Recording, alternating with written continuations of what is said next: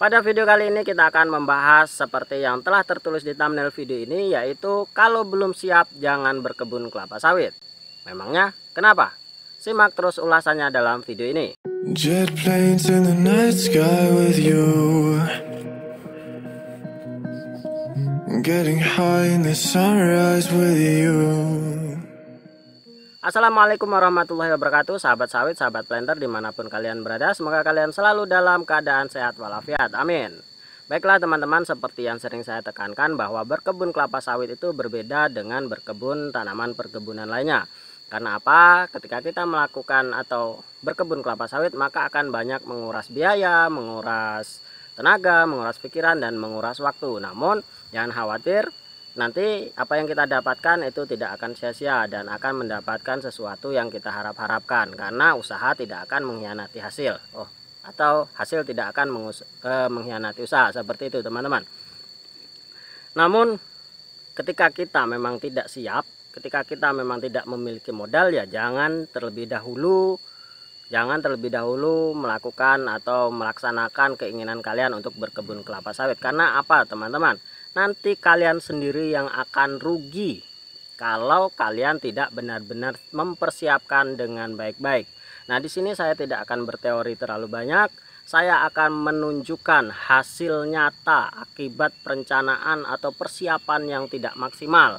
Hanya termakan omongan orang lain, hanya termakan mimpi, hanya termakan keinginan, sehingga nanti di tengah jalan kita terputus dan kita tidak mendapatkan hasil apa-apa. Mungkin secara berjalanan waktu kita tetap akan mendapatkan hasil, namun ya saya rasa hasilnya tidak akan maksimal dan akan membuat kita rugi. Rugi apa ya? Rugi segalanya, rugi modal, rugi waktu, rugi tenaga, dan rugi emosi. Nah teman-teman, saya sarankan sekali lagi, kalau memang kalian belum siap, ya jangan dulu melakukan berkebun kelapa sawit itu. Nah, di sini saya akan membuktikan seperti apa sih ruginya. Oke, kita langsung lihat saja contoh nyatanya. Nah, ini contoh nyatanya teman-teman. Ini hasil dari kebun saya 1 hektar, dan itu hasil dari kebun adik saya 5 hektar. Mengapa saya selalu melakukan perbandingan terhadap kebun adik saya? Ya, tentunya inilah yang ada di sekitar saya dan memang benar-benar terjadi dan memang benar-benar ada di depan mata saya. Nanamnya sama, bibitnya sama, namun perencanaan dan perawatan yang berbeda. Nah, akhirnya hasilnya seperti ini. Ini contoh nyata teman-teman. Kita lihat secara kuantitas, banyak yang punya saya ya.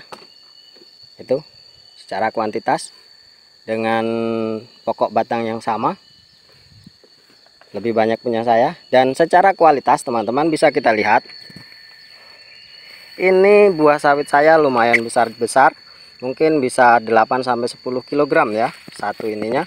Dan punya adik saya ini hanya mungkin sekitar 3 kg atau 5 kg. Dan kebunnya bisa kalian lihat secara kontras teman-teman. Yang sebelah sini kebun saya, yang sebelah sana itu punya adik saya. Dan kita lihat pokoknya pun berbeda. Nah,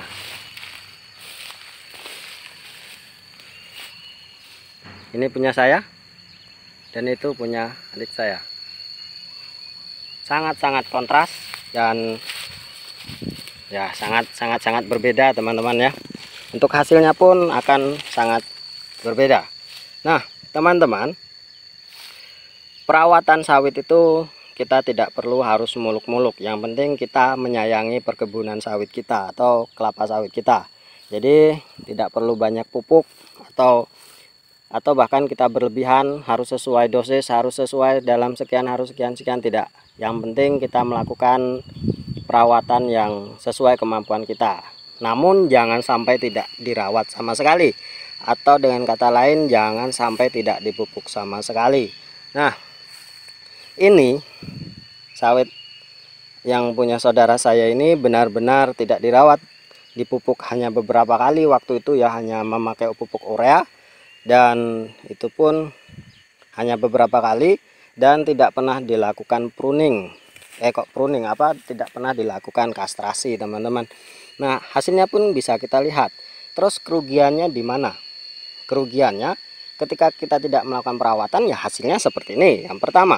Terus ketika tidak merawat, pertumbuhannya pun akan berbeda jauh dengan sawit yang dirawat.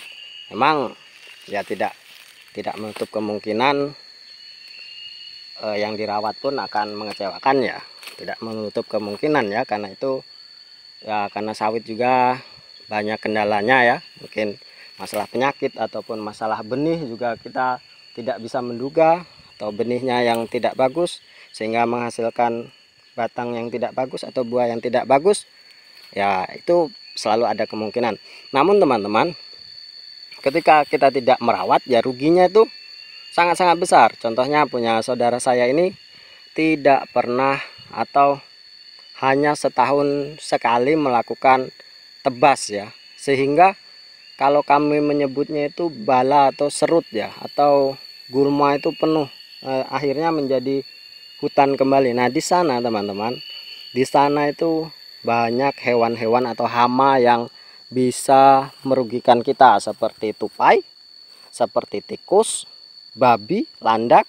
Nah saya cerita teman, waktu itu punya adik saya itu kan 5 hektar, hampir 600 batang ya, lebih 600 batang lebih. Dan ketika dia tidak melakukan perawatan, tumbuhlah gulma dan hutan itu kembali bersemi ya kan. Di sana banyak sekali bersarang tikus, bersarang babi, bersarang landak, bersarang, pokoknya hama-hama yang dapat merusak tikus. Nah pada waktu itu hampir setengahnya sawit punya saudara saya itu meninggal dunia atau rusak atau mati koit ya. Banyak penyebabnya itu, diantaranya dimakan tikus, diantaranya lagi dimakan babi, diantaranya lagi memang kalah dengan gulma, dan diantaranya lagi memang dia tidak tumbuh, atau ya banyak penyebabnya di sana. Tapi yang pasti penyebabnya adalah babi dan tikus. Nah itu teman-teman sangat-sangat sangat-sangat merugikan kita, sehingga hampir separuh, hampir ketika itu menanam kembali dah hampir setengahnya itu hampir 300 batang. Jadi bukan menyulam ya, menanam kembali. Nah sekarang dibiarkan kembali seperti ini, dan babi pada waktu itu babi mulai hilang, dan sekarang babi timbul kembali. Waktu itu kena flu babi ya, tapi sekarang tampaknya mereka sudah kebal kembali seperti waktu kita kena covid ya. Babi juga kena flu babi, waktu itu hilang dari semesta. Di sini tuh babi hilang semua teman-teman. Nah sekarang mulai datang lagi mereka. Nah saya lihat kemarin juga ada tanaman yang punya adik saya yang di dalam hutan itu sudah terkoyak ya, sudah banyak dimakan babi, dan itu sangat merugikan teman-teman. Jadi apa yang kita impi-impikan selama ini pupus di tengah jalan, dan itu begitu sakit, seperti sesakit ketika kita mau nembak cewek tapi ditolak sebelum ditembak ya, begitulah kira-kira, sakitnya sangat sakit ya. Jadi akhirnya yang depan ini lumayan tidak termakan, tapi juga sangat-sangat tidak menghasilkan ya. Ini contohnya. Jadi teman-teman kalau memang belum punya persiapan ya jangan memaksakan diri gitu loh. Jangan memaksakan diri untuk berkebun kelapa sawit. Jadi siapkan dulu benih yang bagus, siapkan ilmu yang bagus, siapkan lahan yang bagus, siapkan modal yang bagus. Nah nanti kalau kita sudah mendapatkan semuanya itu, silahkan langsung segera lakukan penanaman dengan cara yang baik, sehingga kita dapat menghasilkan hasil yang baik pula. Oke teman-teman, semoga bermanfaat ya, semoga menginspirasi lah, intinya itu ya, intinya seperti itulah ya, pokoknya seperti itu. Terima kasih sudah mengikuti video ini, sudah mengikuti channel saya. Semoga dibalas oleh Tuhan Yang Maha Kuasa dengan pahala yang berlipat ganda. Amin. Terima kasih. Wassalamualaikum warahmatullahi wabarakatuh.